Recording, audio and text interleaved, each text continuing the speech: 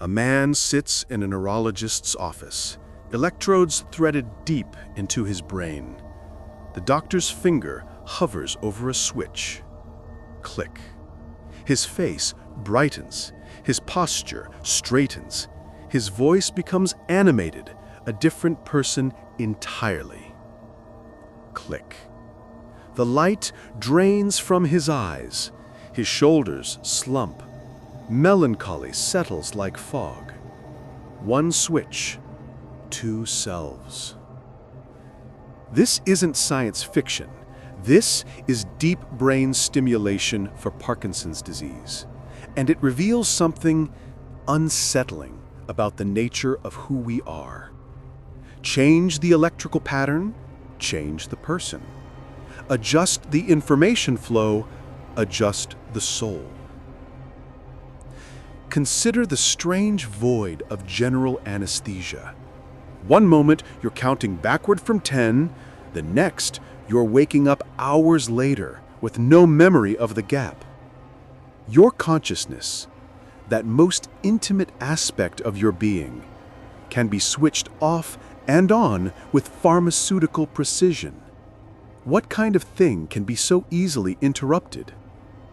What kind of self can be paused like a video? In the 1960s, Roger Sperry and Michael Gazzaniga began severing the connection between the left and right hemispheres of epileptic patients' brains. What they discovered was even more disturbing than anesthesia's void. Two streams of consciousness could exist in one skull. Show the right hemisphere a word it cannot speak, and the left hand will draw it, while the speaking left hemisphere claims ignorance. The unified self we take for granted is functionally constructed, a story the brain tells itself. We live this reality daily without noticing. When your phone dies, doesn't part of your memory feel amputated? Those contacts, those photos, those accumulated fragments of digital experience, they've become extensions of who you are. When the device fails, something about you fails with it. Derek Parfit asked us to imagine a teleporter that scans every atom of your body, transmits the information to Mars, and reassembles you perfectly while disintegrating the original. The Martian copy has all your memories, your personality, your quirks. It continues your projects as if nothing happened. But you, the original you, are gone. Would you step into that machine? If the pattern is preserved but the material is replaced, is you preserved? This is the question that haunts us. If changing the pattern changes the person, if consciousness can be switched on and off, if memory can be offloaded and identity distributed, are we nothing more than information being processed by a system? Tonight, we're going to trace how this idea seized the modern mind. We'll follow the rise of functionalism, the theory that mental states are defined not by what they're made of, but by what they do.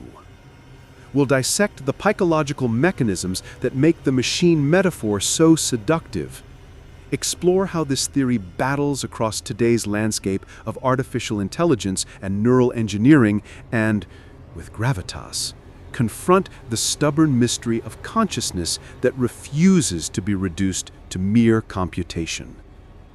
Because if we are just patterns of information, then everything we thought we knew about minds, souls, and selves needs to be reconsidered. The switch that changes a person's mood might be the key to understanding what a person really is. For centuries, the West lived comfortably with the divided universe. René Descartes had drawn the line clearly.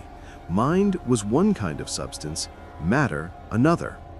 The soul was made of something different than the body, immaterial, indivisible, eternal. It was a neat solution that preserved human dignity while allowing science to dissect the material world without moral qualms. But it created an impossible problem. How does an immaterial mind push around material neurons? How does something without physical properties cause your arm to move?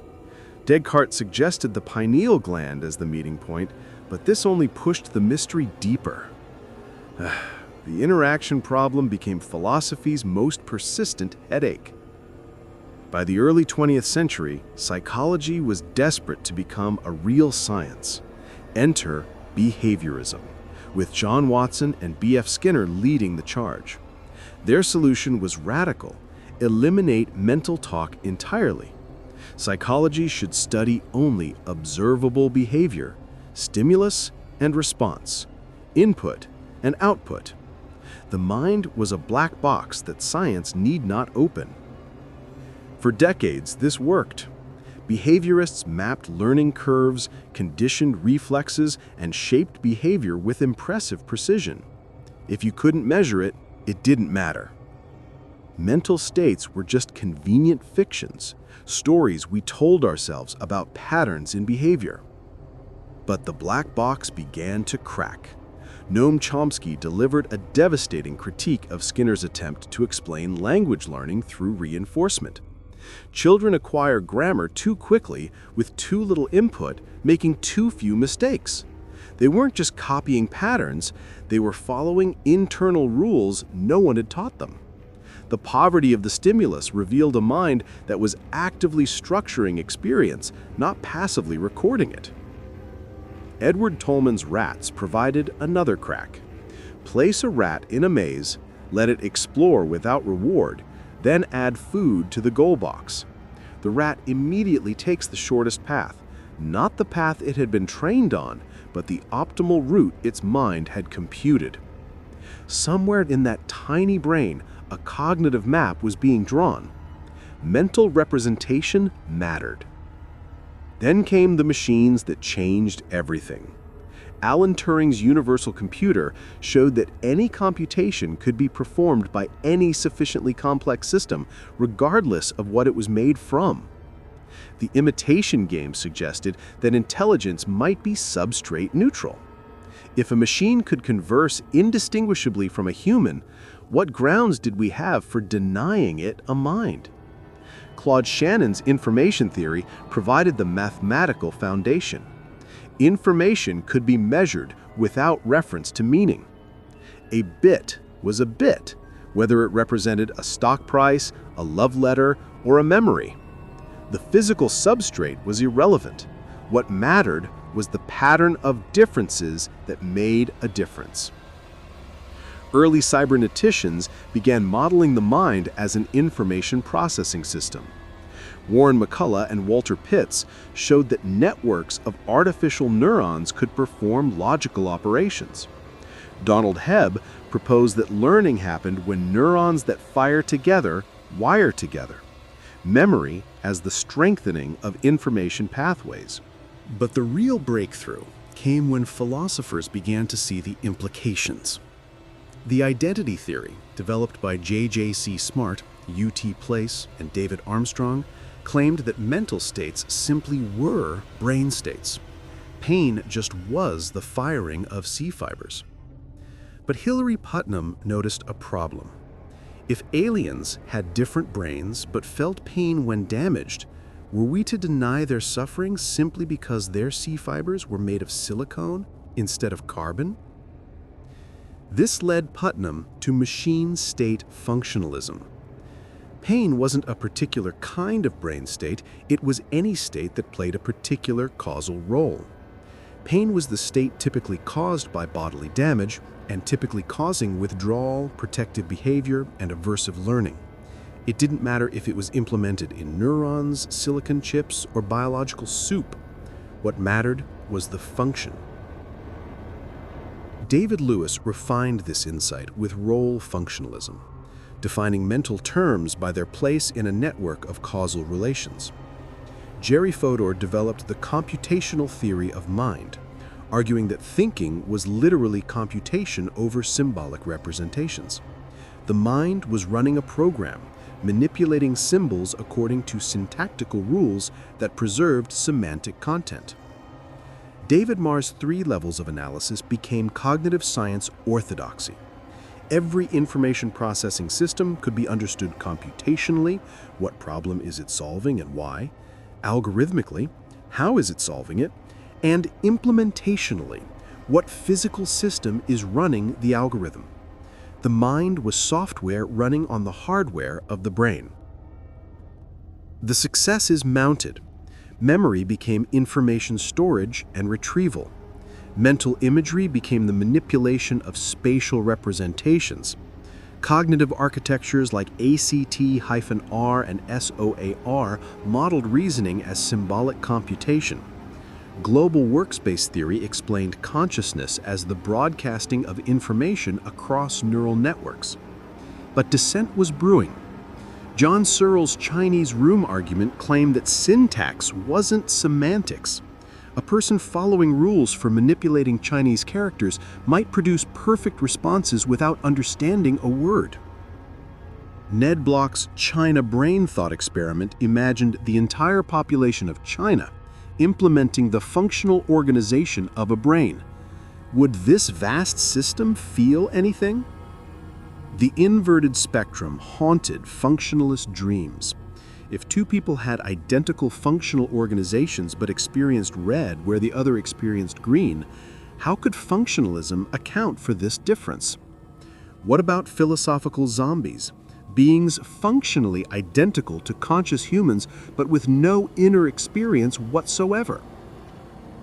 Still, the functionalist program pressed forward. As one researcher put it, psychology is to neuroscience as software is to hardware. The mind was a program that could, in principle, run on any sufficiently complex computer. The age of the thinking machine had begun. But something nagged at the edges of this neat picture. So, if we were just information processing systems, why did it feel like something to be us? There's something deeply satisfying about a mechanical explanation. When we understand how the gears turn, how the circuits connect, how the algorithm unfolds, we feel we've grasped the essence of the thing. This satisfaction runs so deep that we often mistake it for complete understanding. Psychologists call this the illusion of explanatory depth. Ask someone to explain how a bicycle works, and they'll confidently begin until you press for details. How exactly does turning the handlebars steer the bike? Most people realize they have no idea. We live surrounded by mechanisms we think we understand, but don't. The mind seems like the ultimate mechanism to explain. We're drawn to stories that reduce the mysterious to the mechanical. When we learn that depression involves serotonin imbalances, that memory involves protein synthesis, that decisions involve neural competition, we feel we're finally seeing through the illusion of mental life to the machinery beneath. But this mechanistic hunger may blind us to what we're leaving out. Daniel Dennett noticed that we often adopt what he calls the intentional stance. We predict behavior by attributing beliefs and desires, regardless of the underlying mechanism. This works for thermostats, it wants to maintain temperature, chess computers, it believes the knight is under attack, and humans alike. The stance succeeds when it predicts, regardless of whether the system truly has beliefs and desires. This pragmatic approach fits with our brain's deepest function, prediction. Modern neuroscience increasingly sees the brain as a prediction machine, constantly generating models of what will happen next and updating them when reality intrudes. Perception isn't passive reception, but controlled hallucination, the brain's best guess about what's out there. Consider the Necker cube, that wireframe drawing that flips between two orientations as you stare at it. Your visual system can't decide which interpretation is correct, so it alternates between them. The hollow mask illusion is even more dramatic. Even when you know the mask is concave, your face detection system overrides the depth cues and makes it appear convex. Your brain constructs what you see based on its predictive models. Memory works the same way. You don't store exact recordings, but compressed patterns that get reconstructed each time you remember. That's why memories change with each retrieval, why confident witnesses can be completely wrong, why childhood memories blend fact with fantasy. Memory as lossy compression and reconstruction makes the information processing metaphor feel natural. But information isn't meaning. Claude Shannon's mathematical theory measures surprise, not significance. A random string of bits contains maximum information, but zero meaning. A love poem might be informationally sparse, but semantically rich.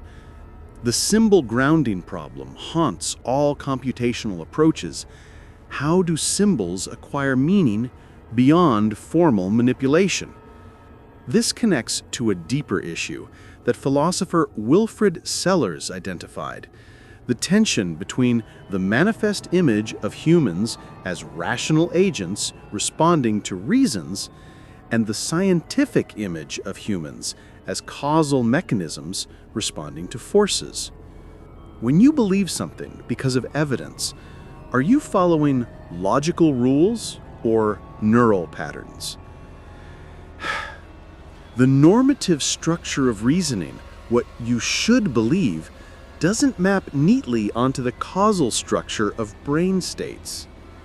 But perhaps the deepest challenge to functionalism comes from consciousness itself.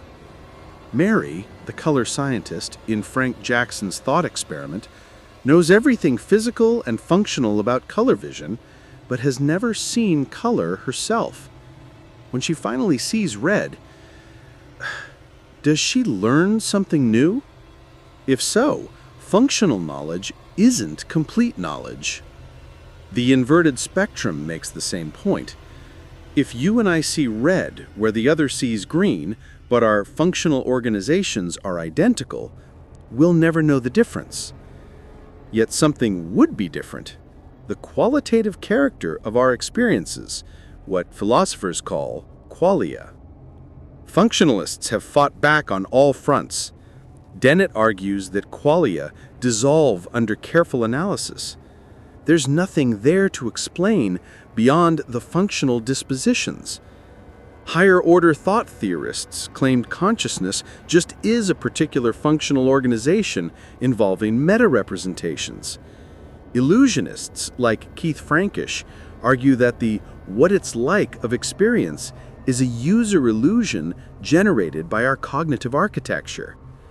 Information is physical, as Rolf Landauer proved. Erasing a bit requires energy, creates heat, costs thermodynamic resources.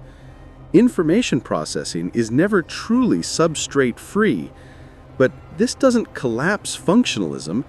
It just means the substrate must be capable of supporting the right functional organization. Evolution provides another angle. The convergent intelligence of octopuses and primates suggests that minds can arise from radically different neural architectures. What they share isn't material, but functional. The ability to model the world, plan actions, solve problems. Our empathy tracks behaviorally salient functions, not underlying substrates. We care about what systems can do, not what they're made of. Yet we remain conflicted about algorithmic explanations of agency. Automation bias leads us to overtrust black box systems when they work, while algorithm aversion makes us reject them when they fail. We oscillate between embracing and rejecting purely functional accounts of intelligence and agency. The mind seems caught between two descriptions. As information processors, we're mechanisms following algorithms, bound by computational constraints, subject to systematic biases and errors. But as experiencers, we inhabit a felt world of meaning, value, and qualitative richness that seems to escape functional description. This tension isn't just philosophical. It shapes how we understand ourselves, how we design technology, how we navigate an increasingly algorithmic world. The question isn't just whether functionalism is true, it's whether embracing it changes what it means to be human. The theory is no longer theoretical. In laboratories and server farms around the world, functionalist logic is being instantiated at scale. The mind as information processor metaphor isn't just guiding research, it's building our future. Large language models like GPT-5 and Claude converse with startling fluency, write code, solve puzzles, and pass tests that once seemed uniquely human. They exhibit many hallmarks of intelligence. They recognize patterns, make inferences, adapt to context, even show something like creativity. Are they sophisticated Chinese rooms, manipulating symbols without understanding? Or are they emergent minds, arising from the sheer complexity of their information processing? The Chinese room argument feels different when the room contains 175 billion parameters trained on most of human text. The rulebook metaphor breaks when the rules are learned rather than programmed, when the system exhibits behaviors that surprise even its creators. These models confabulate like humans, show working memory limits like humans, benefit from chain-of-thought reasoning like humans. The functional similarities run deep. But functional similarity isn't identity. These systems lack embodied experience, can't learn from physical interaction, and show strange blind spots that reveal their disembodied nature.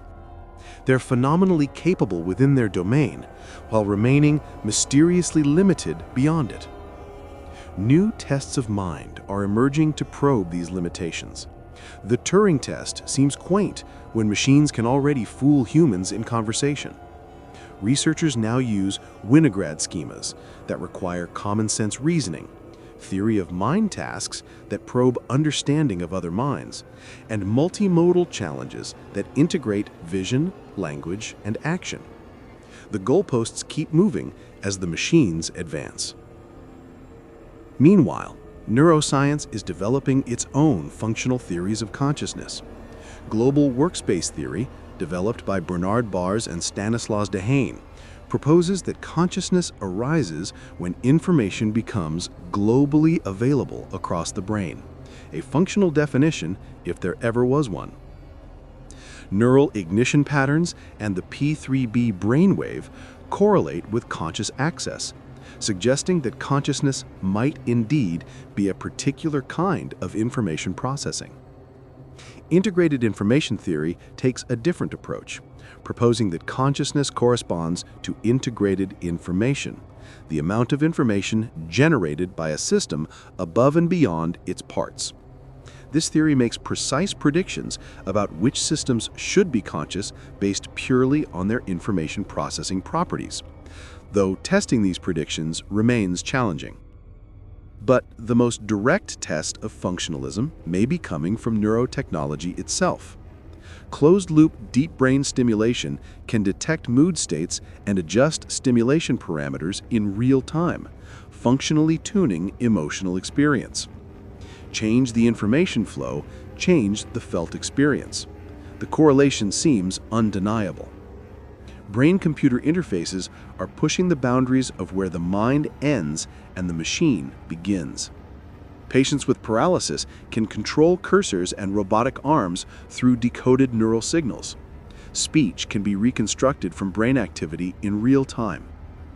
The extended mind thesis, proposed by Andy Clark and David Chalmers, suggests that cognitive processes can extend beyond the biological boundaries of the brain.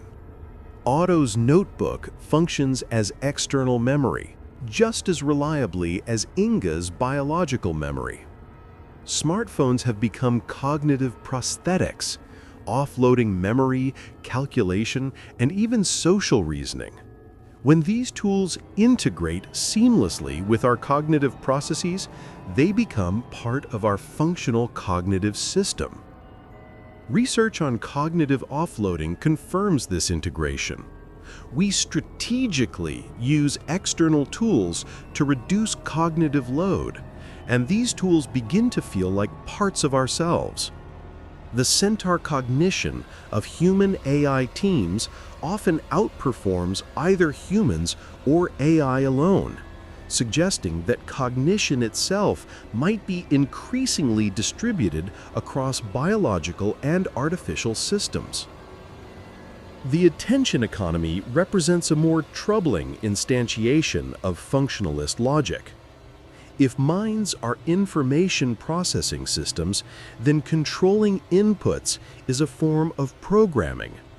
Recommendation algorithms shape what we see, think about, and remember. A/B testing optimizes for engagement by manipulating emotional responses. Persuasion becomes an engineering problem: how to hack the human information processing system for desired behavioral outputs. This raises profound questions about autonomy and manipulation. If our minds are shaped by the information we process, and that information is increasingly curated by algorithms optimizing for engagement rather than truth or well-being, then our mental freedom may be more constrained than we realize. Legal systems are beginning to grapple with these implications. If functional equivalence suffices for mentality, what would count for moral status in artificial systems? Early policy initiatives like Chile's Neuroscience Amendment and the EU's AI Act attempt to protect cognitive liberty and mental privacy, but the concepts strain under technological pressure. The data we generate through digital interaction may be mind-adjacent in ways we're only beginning to understand. Our search queries, purchase patterns, social media behavior, this behavioral exhaust reveals and potentially shapes our mental contents. The boundary between mind and data becomes blurred when algorithms know our preferences better than we do ourselves. The embodiment factor offers a countercurrent to purely computational approaches. Enactive and ecological theories of mind emphasize that meaning arises from sensory motor loops, not abstract computation. Pure language models may plateau without grounding in physical interaction.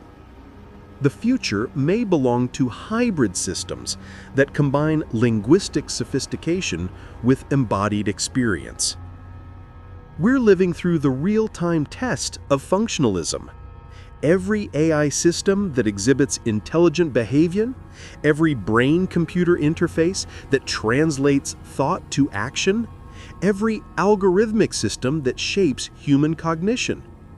These are experiments in whether mind really is substrate-independent information processing. The results so far are mixed. Functional approaches explain and enable impressive capabilities while leaving the hard problem of consciousness stubbornly unsolved. We can engineer intelligence without understanding experience, build minds without creating selves. The question is no longer whether functionalism is true in theory. It's whether the functional view of mind that we're embedding in our technology will prove sufficient for the conscious, meaningful, morally significant minds we take ourselves to be. We stand at a crossroads, holding two maps of the same territory. One map shows the mind as mechanism, information processing, computation, functional organization that could run on silicon as easily as carbon. The other shows the mind as experience, the felt quality of consciousness, the weight of meaning, the irreducible first-person perspective that seems to slip through functional nets. Both maps reveal important truths. Neither captures everything. The functional map has taken us far. It explains learning, memory, attention, and decision-making. It guides the development of AI systems that exhibit remarkable intelligence. It enables brain-computer interfaces that restore communication to the locked-in, movement to the paralyzed, hope to the despairing. When we need to build, predict, or intervene, the functional lens proves invaluable. But the experiential map reveals what functionalism leaves out: the redness of red, the painfulness of pain, the particular way it feels to be you right now. These qualitative aspects of mind resist functional reduction. They're not just the inputs and outputs of information processing, but the felt reality of having a mind at all. Perhaps the error lies in choosing sides. The mechanistic explanation satisfies our need to understand how minds work. The experiential description honors what minds are like from the inside. Both may be necessary, neither sufficient. Consider the deepest challenge functionalism faces, not the philosophical thought experiments, but the practical choices ahead. If advanced AI systems exhibit all the functional hallmarks of consciousness, will we grant them moral status? If brain uploading becomes possible, would you trust your pattern to digital substrate? If genetic or technological modifications could optimize your cognitive functions, which aspects of your mind would you preserve and which would you improve? These aren't distant philosophical puzzles, but imminent decisions that will define the future of minds, artificial and natural, enhanced and unmodified, distributed and centralized. How we answer depends partly on whether we think function suffices for mentality or whether something more is needed. The man with the deep brain stimulator faces this choice every day. Click, one pattern of information processing, one version of himself. Click, another pattern, another self. The switch reveals both the power and the limits of the functional view. Yes, changing the pattern changes the person, but which person is the real one? Are both equally valid, or is there something deeper that the stimulator merely modulates rather than creates? Your phone dies, and part of your memory seems to vanish with it, but you remain you. The pattern distributed across biological and digital substrates shifts, but the experiencer of that shift continues. Function matters, but something persists through functional change. We are patterns, but we are also the experiencers of those patterns. We are information processors, but we are also the conscious witnesses of our own processing. We are minds that can be mechanically explained, but we are also minds that experience the explaining. The future will likely demand both maps. We'll engineer intelligence with functional methods while honoring the experiential dimension that makes minds matter. We'll build AI systems that process information while remaining uncertain whether they truly experience anything. We'll enhance human cognition while preserving whatever makes human experience valuable. The deepest question isn't whether functionalism is true or false. It's whether the functional aspects of mind that we can measure, model, and modify are what we most care about preserving. In a world where consciousness might be uploaded, intelligence might be artificial, and minds might be enhanced, what makes a mind worth having? Perhaps that question can only be answered from the inside, by minds that not only process information about the world, but experience what it's like to do so. We are more than programs, but we may also be nothing less than the most beautiful programs the universe has yet created. The switch hovers between positions. the pattern waits to be chosen. And somewhere in that space between function and experience, between mechanism and meaning, the mystery of mind continues to unfold.